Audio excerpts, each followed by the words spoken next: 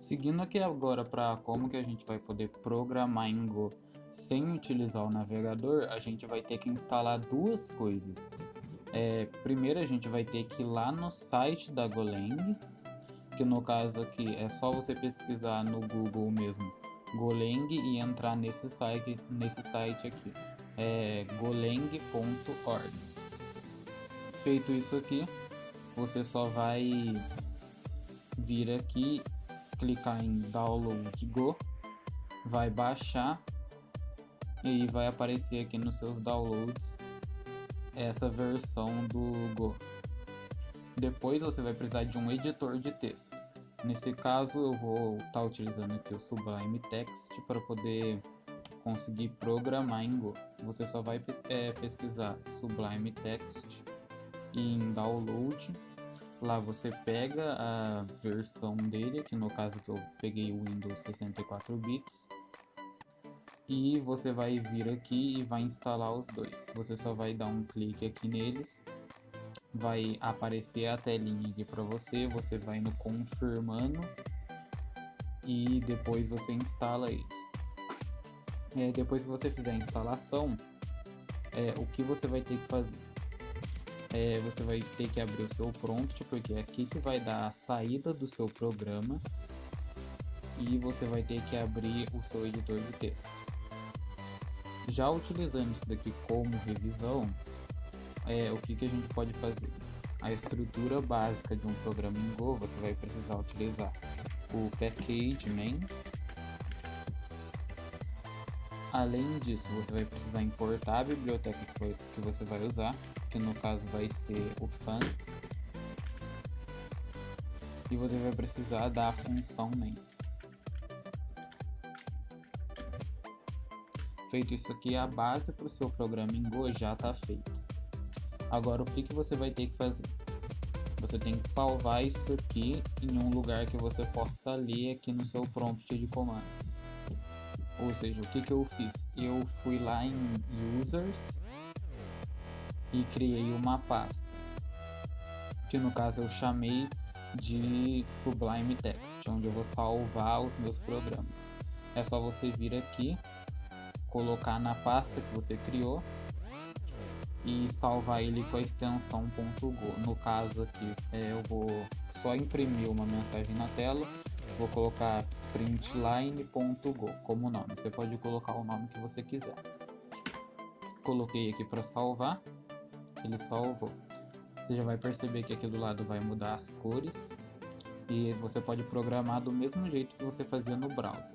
Por exemplo, vou imprimir aqui font pacote ponto println, que é aquela formulazinha básica de funções aqui em Go.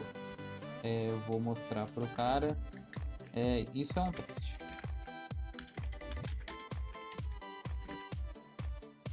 Tá aqui a mensagem já, você tem que dar um Ctrl S para salvar isso. Depois você só vem aqui no prompt de comando. Você tem que entrar na pasta onde está esse .go. No caso eu vou ter que vir aqui, dar um CD para entrar na pasta, que no caso é o sublime.text. Opa, digitei errado. Sublime Text. Devo ter digitado alguma coisa errada ali. Nossa, eu digitei errado de novo, tranquilo. Só vai dar um Sublime Text. Entrei na pasta. Aí agora você só digita Go Run e o nome do seu programa, que no caso é println.go. Feito isso aqui, ele vai executar para você o seu programa. Aqui no caso, no meu computador, ele vai estar passando pelo Avast para verificar se tem vírus, por isso que ele demora um pouco. E isso é um motivo de eu preferir programar no browser, pelo menos. Vai demorar um pouquinho, ele vai exibir aqui no prompt a mensagem "isso é um teste". Exibiu aqui, isso é um teste, assim você pode utilizar um editor de texto para estar programando em Go. Aí agora eu vou seguir com o que eu estava falando no primeiro módulo, e vou começar a falar um pouco mais sobre a linguagem.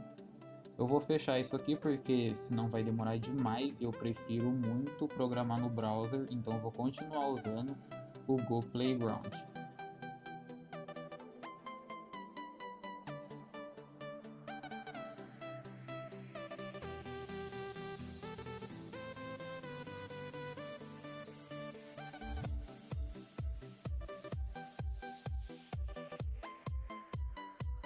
Vou mostrar um método que você pode usar para poder estar concatenando strings.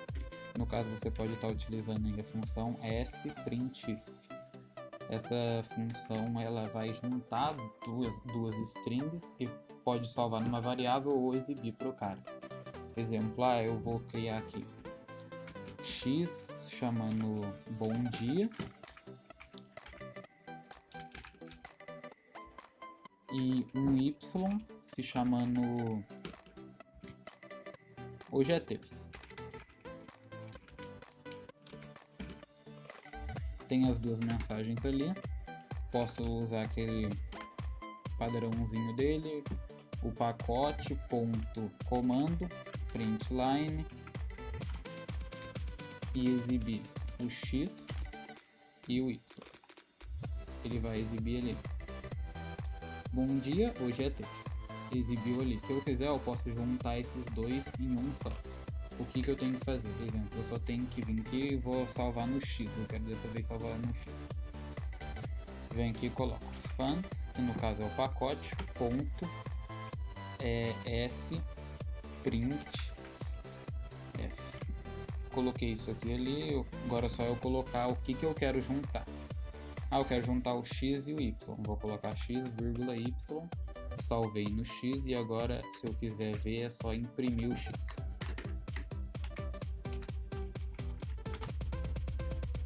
Vim aqui, imprimi o x, mostrou ali, bom dia, extra string igual hoje é terça. Por que ele deu essa mensagem a mais? Porque eu fiz isso daqui direto na variável, exemplo. Oi, corrigindo, ele não deu aquela mensagem com extra a mais ali, por causa que eu salvei direto na variável. Foi porque eu digitei printf e não print. Se você tirar o F do comando, ele vai colocar normalmente a mensagem.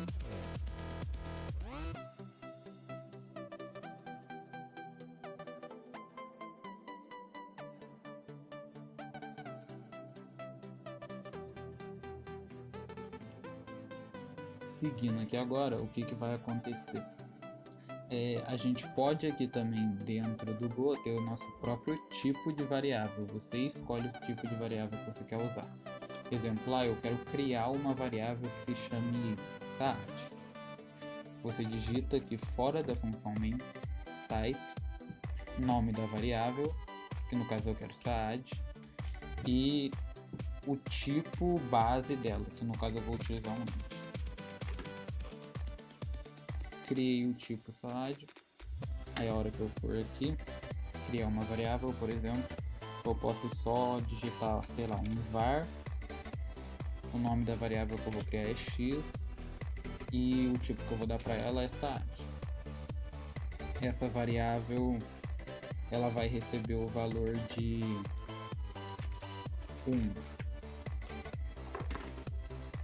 Agora para poder testar isso, eu vou imprimir a variável. Como é que eu vou fazer isso? Chamo de novo pacote.println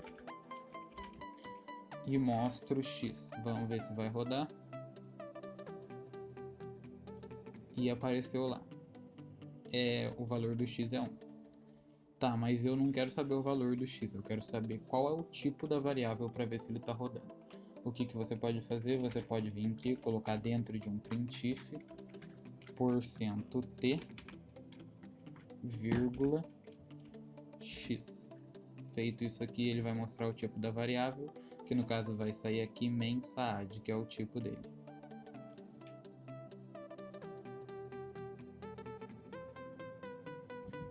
Seguindo aqui agora para o próximo item, a gente pode converter tipos de variável. Por exemplo, vou criar uma variável aqui x. atribuir o valor dela que não, eu ia colocar 1, mas eu vou mudar para 90. X está valendo 90 e se você tentar imprimir ela, você vai perceber que ela é do tipo int quando você colocar ela dentro do printf e exibir o tipo dela. Por exemplo, vou testar aqui, colocar vírgula x e imprimir para o cara. Imprimir, saiu ali que o tipo dela é tipo int. O que você pode fazer? Você pode, sei lá, criar um y. E aí o que você faz? Ah, eu quero mudar ele para string. Você coloca o tipo que você quer mudar. Abre um parênteses, dentro desse parênteses você vai colocar a variável que você quer converter. No caso eu vou converter o x para string. E vou guardar esse valor no y. Eu tenho que fazer alguma coisa com esse dado, senão o programa vai dar erro, que nem da última vez. E aí agora eu posso vir aqui e não só exibir o tipo dela, mas também posso exibir o que ela tem. No caso eu vou colocar aqui um IE%V para imprimir uma variável. Vírgula aqui fora, vou colocar YY e vou imprimir. Imprimir ali, pra falar a verdade eu podia até tirar isso daqui para não ficar bagunçado. E agora ele vai mostrar lá string, que no caso é o tipo dele, converti ele para um tipo string e o valor dele é z, que no caso lá na tabela ASCII o valor de z maiúsculo é 90, por isso que eu mudei de 1 para 90, para você ter melhor essa visão.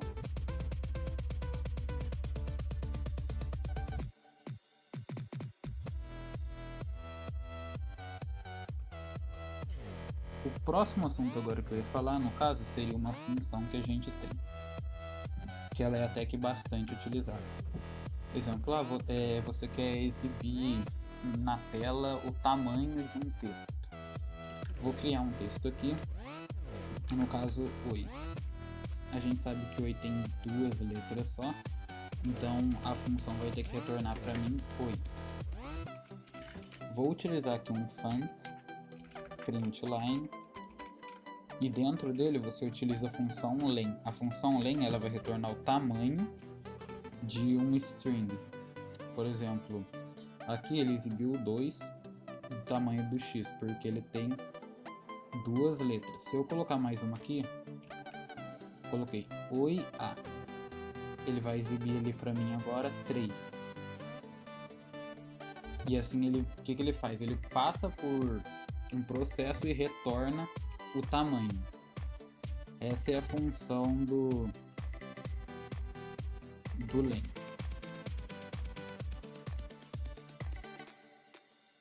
A gente vai ter a estrutura for. A estrutura for ela vai funcionar assim. Ela vai ter 3 parâmetros. E ela não necessariamente precisa ter esses 3 parâmetros para funcionar. Aqui normalmente você utiliza uma declaração, exemplo, vou criar um x valendo 1.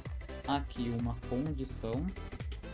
No caso, eu quero que isso aqui se repita até x ser maior que 10 ali. Depois que ele passar de 10 isso acaba. E aqui você pode, na maioria das vezes você incrementa ou decrementa algum valor. No caso aqui eu vou incrementar no x e vou executar. Se você quisesse, você não precisava obrigatoriamente completar esses campos, você podia deixar vazio. Aí tudo que você colocar aqui dentro das chaves, ele vai executar até aquela condição ali de cima acabar. No caso, exemplo, vou exibir o valor de x durante todo o processo aqui. Vou dar um println e vou exibir x. Fiz isso aqui. Ele passou do x sendo 1 até 10. O x começou aqui em 1. Ele chegou aqui embaixo, terminou a execução, voltou lá em cima, desceu e ficou assim até acabar essa execução. Aí agora eu falaria da outra estrutura que no caso seria o while. Porém, aqui não existe while. não existe entre aspas. Entre aspas, porque em Go, o while nada mais é do que um for só com uma condição.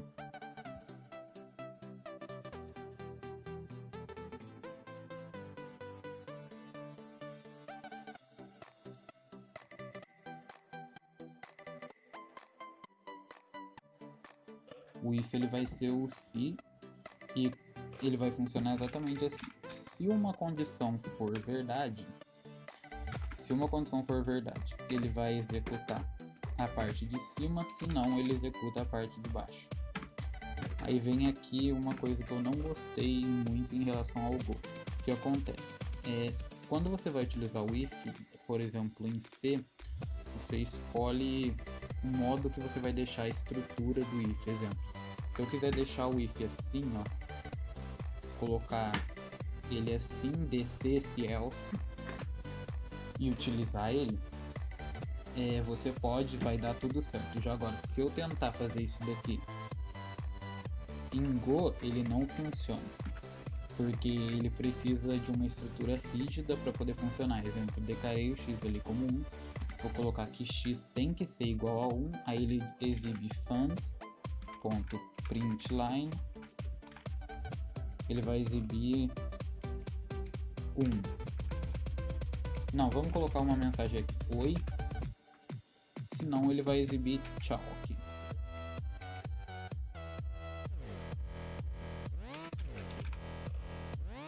Tá, se for igual a 1, ele exibe oi, senão ele exibe tchau.